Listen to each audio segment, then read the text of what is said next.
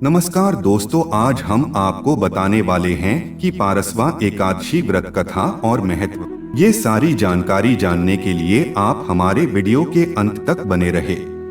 लेकिन दोस्तों, अगर आपने अभी तक चैनल को सब्सक्राइब नहीं किया है तो चैनल को सब्सक्राइब कर दीजिए और उससे पहले इस वीडियो को लाइक करिए या दोस्तों को शेयर कर दीजिए। भाद्रपद के शुक्ल पक्ष की एकादशी पारसवा एकादशी कही जाती है। इस वर्ष 26 सितंबर 2023 को पारसवा एकादशी का पर्व मनाया जाएगा। इस दिन भगवान श्री विष्णु के वामन रूप की पूजा की जाती है। इस व्रत को करने से व्यक्ति के सुख सौभाग्य में बढ़ोतरी होती है। इस एकादशी के विषय में एक मान्यता है कि इस दिन माता यशोदा ने भगवान श्री कृष्ण के वस्त्र धोए थे। इसी कारण से इस एकादशी को जलझूलनी एकादशी भी कहा जाता है। मंदिरों में इस दिन भगवान श्री विष्णु को पालकी में बिठाकर शोभा यात्रा निकाली जाती है। इस अवसर पर भगवान श्री विष्णु के दर्शन करने के लिए लोग सैलाब की तरह उमड़ पड़ते हैं। इस एकादशी के दिन व्रत कर भगवान श्री विष्णु जी की पूजा की जाती है। जलझूलनी एकादशी पूजा। इस व्रत में धूप, दीप, नैवेद्य और पुष्प आदि से पूजा करने की विधि विधान है। एक तिथि के व्रत में 7 कुंभ स्थापित किए जाते हैं। 7 कुंभों में 7 प्रकार के अलग अलग धान्य भरे जाते हैं। इन 7 अनाजों में गेहूं, उड़द, मूंग, चना, जौ, चावल और मसूर है। एकादशी तिथि से पूर्व की तिथि अर्थात दशमी तिथि के दिन इनमें से किसी धान्य का सेवन नहीं करना चाहिए। कुंभ के ऊपर श्री विष्णु जी की मूर्ति रख पूजा की जाती है। इस व्रत को करने के बाद रात्रि में श्री विष्णु जी के पाठ का जागरण करना चाहिए। यह व्रत दशमी तिथि से शुरू होकर द्वादशी तिथि तक जाता है। इसलिए इस व्रत की अवधि सामान्य व्रतों की तुलना में कुछ लंबी होती है। एकादशी तिथि के दिन पूरे दिन व्रत कर अगले दिन द्वादशी तिथि के प्रातः काल में अन्न से भरा घड़ा ब्राह्मण को दान में दिया जाता है। डोल ग्यारस। राजस्थान में जलझूलनी एकादशी को डोल ग्यारस एकादशी भी कहा जाता है। इस अवसर पर यहाँ भगवान गणेश और माता गौरी की पूजा एवं स्थापना की जाती है। इस अवसर पर यहाँ पर कई मेलों का आयोजन किया जाता है। इस अवसर पर देवी देवताओं को नदी तालाब के किनारे ले जाकर इनकी पूजा की जाती है। संध्या समय में इन मूर्तियों को वापस ले आया जाता है। अलग अलग शोभा यात्राएं निकाली जाती है, जिसमें भक्तजन भजन, कीर्तन, गीत गाते हुए प्रसन्न मुद्रा में खुशी मनाते हैं। पारसवा एकादशी महात्म्य। कथा इस प्रकार है। सूर्यवंश में मांधाता नामक चक्रवर्ती राजा हुए। उनके राज्य में सुख संपदा की कोई कमी नहीं थी। प्रजा सुख से जीवन व्यतीत कर रही थी, परंतु एक समय उनके राज्य में 3 वर्षों तक वर्षा नहीं हुई। प्रजा दुख से व्याकुल थी। तब महाराज भगवान नारायण की शरण में जाते हैं और उनसे अपनी प्रजा के दुख दूर करने की प्रार्थना करते हैं। राजा भादों के शुक्ल पक्ष की एकादशी का व्रत करता है। इस प्रकार व्रत के प्रभाव स्वरूप राज्य में वर्षा होने लगती है और सभी के कष्ट दूर हो जाते हैं। राज्य में पुण्य खुशियों का वातावरण छा जाता है। इस उत्तम व्रत का अनुष्ठान अवश्य करना चाहिए। पद्मा एकादशी के दिन सामर्थ्य अनुसार दान करने से शुभ फलों की प्राप्ति होती है। जलझूलनी एकादशी के दिन जो व्यक्ति व्रत करता है उसे भूमि दान करने और गोदान करने के पश्चात मिलने वाले पुण्य फलों से अधिक शुभ फलों की प्राप्ति होती है। पारसवा एकादशी व्रत कथा। युधिष्ठिर ने पूछा, केशव, कृपया यह बताइए कि भाद्रपद मास के शुक्ल पक्ष में जो एकादशी होती है उसका क्या नाम है, उसके देवता कौन हैं और कैसी विधि है? भगवान श्री कृष्ण बोले, राजन, इस विषय में मैं तुम्हें आश्चर्यजनक कथा सुनाता हूँ जिसे ब्रह्मा जी ने महात्मा नारद से कहा था। नारद जी ने पूछा, चतुर्मुख, आपको नमस्कार है। मैं भगवान विष्णु की आराधना के लिए आपके मुख से यह सुनना चाहता हूँ कि भाद्रपद मास के शुक्ल पक्ष में कौन सी एकादशी होती है। ब्रह्मा जी ने कहा, मुनिश्रेष्ठ, तुमने बहुत उत्तम बात पूछी है। क्यों न हो वैष्णव जो ठहरे। भादों के शुक्ल पक्ष की एकादशी पद्मा के नाम से विख्यात है।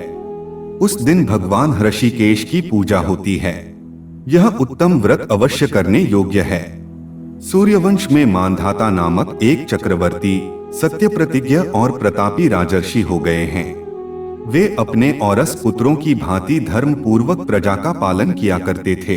उनके राज्य में अकाल नहीं पड़ता था, मानसिक चिंताएं नहीं सताती थीं और व्याधियों का प्रकोप भी नहीं होता था। उनकी प्रजा निर्भय तथा धन धान्य से समृद्ध थी। महाराज के कोष में केवल न्यायोपार्जित धन का ही संग्रह था। उनके राज्य में समस्त वर्णों और आश्रमों के लोग अपने अपने धर्म में लगे रहते थे। मांधाता के राज्य की भूमि कामधेनु के समान फल देने वाली थी। उनके राज्यकाल में प्रजा को बहुत सुख प्राप्त होता था। एक समय किसी कर्म का फल भोग प्राप्त होने पर राजा के राज्य में 3 वर्षों तक वर्षा नहीं हुई। इससे उनकी प्रजा भूख से पीड़ित हो नष्ट होने लगी। तब संपूर्ण प्रजा ने महाराज के पास आकर इस प्रकार कहा। प्रजा बोली, नृपश्रेष्ठ, आपको प्रजा की बात सुननी चाहिए। पुराणों में मनीषी पुरुषों ने जल को नार कहा है। वह नार ही भगवान का अयन निवास स्थान है, इसलिए वे नारायण कहलाते हैं। नारायण स्वरूप भगवान विष्णु सर्वत्र व्यापक रूप में विराजमान हैं। वे ही मेघ स्वरूप होकर वर्षा करते हैं। वर्षा से अन्न पैदा होता है और अन्न से प्रजा जीवन धारण करती है। नृपश्रेष्ठ, इस समय अन्न के बिना प्रजा का नाश हो रहा है। अतः ऐसा कोई उपाय कीजिए जिससे हमारे योगक्षेम का निर्वाह हो। राजा ने कहा, आप लोगों का कथन सत्य है, क्योंकि अन्न को ब्रह्मा कहा गया है। अन्न से प्राणी उत्पन्न होते हैं और अन्न से ही जगत जीवन धारण करता है। लोक में बहुधा ऐसा सुना जाता है तथा पुराण में भी बहुत विस्तार के साथ ऐसा वर्णन है कि राजाओं के अत्याचार से प्रजा को पीड़ा होती है, किंतु जब मैं बुद्धि से विचार करता हूँ तो मुझे अपना किया हुआ कोई अपराध नहीं दिखाई देता। फिर भी मैं प्रजा का हित करने के लिए पूर्ण प्रयत्न करूंगा। ऐसा निश्चय करके राजा मांधाता इने गिने व्यक्तियों को साथ ले विधाता को प्रणाम करके सघन वन की ओर चल दिए। वहां जाकर मुख्य मुख्य मुनियों और तपस्वियों के आश्रमों पर घूमते फिरे। एक दिन उन्हें ब्रह्मपुत्र अंगिराशि के दर्शन हुए। उन पर दृष्टि पड़ते ही राजा हर्ष में भरकर अपने वाहन से उतर पड़े और इंद्रियों को वश में रखते हुए दोनों हाथ जोड़कर उन्होंने मुनि के चरणों में प्रणाम किया। मुनि ने भी स्वस्ति कहकर राजा का अभिनंदन किया और उनके राज्य के 7 अंगों की कुशलता पूछी। राजा ने अपनी कुशलता बताकर मुनि के स्वास्थ्य का समाचार पूछा। मुनि ने राजा को आसन और अर्घ्य दिया। उन्हें ग्रहण करके जब वे मुनि के समीप बैठे तो मुनि ने राजा से आगमन का कारण पूछा। राजा ने कहा, भगवन, मैं धर्मानुकूल प्रणाली से पृथ्वी का पालन कर रहा था, फिर भी मेरे राज्य में वर्षा का अभाव हो गया। इसका क्या कारण है, इस बात को मैं नहीं जानता। शिव बोले, राजन, सब युगों में उत्तम यह सत्य युग है। इसमें सब लोग परमात्मा के चिंतन में लगे रहते हैं तथा इस समय धर्म अपने चारों चरणों से युक्त होता है। इस युग में केवल ब्राह्मण ही तपस्वी होते हैं, दूसरे लोग नहीं। किंतु महाराज, तुम्हारे राज्य में एक शूद्र तपस्या करता है, इसी कारण मेघ पानी नहीं बरसाते। तुम इसके प्रतिकार का यत्न करो, जिससे यह अनावृष्टि का दोष शांत हो जाए। राजा ने कहा, मुनिवर, एक तो वह तपस्या में लगा है और दूसरे वह निरपराध है, अतः मैं उसका अनिष्ट नहीं करूंगा। आप उक्त दोष को शांत करने वाले किसी धर्म का उपदेश कीजिए। शिव बोले, राजन, यदि ऐसी बात है तो एकादशी का व्रत करो। भाद्रपद मास के शुक्ल पक्ष में जो पधा नाम से विख्यात एकादशी होती है, उसके व्रत के प्रभाव से निश्चय ही उत्तम वृष्टि होगी। नरेश, तुम अपनी प्रजा और परिजनों के साथ इसका व्रत करो। शिव के ये वचन सुनकर राजा अपने घर लौट आए। उन्होंने चारों वर्णों की समस्त प्रजा के साथ भादों के शुक्ल पक्ष की पधा एकादशी का व्रत किया। इस प्रकार व्रत करने पर मेघ पानी बरसाने लगे। पृथ्वी जल से आप्लावित हो गई और हरी भरी खेती से सुशोभित होने लगी। उस व्रत के प्रभाव से सब लोग सुखी हो गए। भगवान श्री कृष्ण कहते हैं, राजन, इस कारण इस उत्तम व्रत का अनुष्ठान अवश्य करना चाहिए।